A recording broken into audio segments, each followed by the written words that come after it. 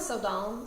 My name is Gina Basham. I'm a student at UTA Arlington's graduate nursing program, and I would like to take a few moments, since you're the president of the Texas Nurses Association, to talk with you about a concern I have.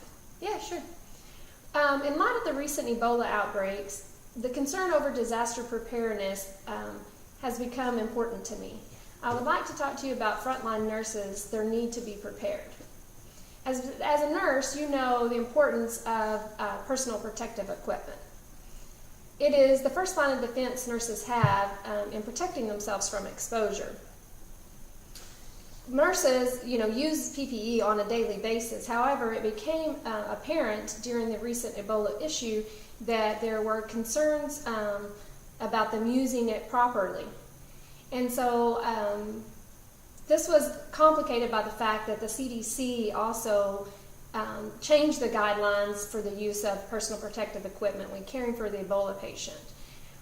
While it is apparent or well known that that patients suffer from hospital-acquired conditions at a rate of like 1.7 million per patient per year, or 1.7 million patients per year, I think we should, as an organization, look at these infections to ensure that they're not being caused by our concern for protection. So in thinking along those lines, also OSHA in 2012 found that the proper use of PPE, or the improper use of PPE, was one of the top 10 reasons that they were citing healthcare organizations.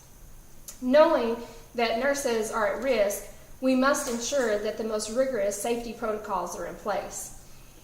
With the development of an evidence-based education, training, and proper use of equipment, I think healthcare organizations can then develop their own policies on how to ensure that the proper PPE is used. Secondly, many think nurses are just innate with the knowledge on when, where, and how to use personal protective equipment.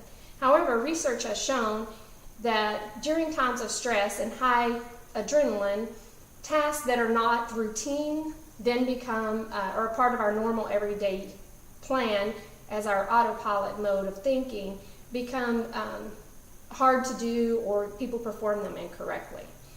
Therefore, it is essential for the development of universal personal protective equipment training and acting out of these particular procedures. So that includes the donning and doffing of personal protective equipment correctly.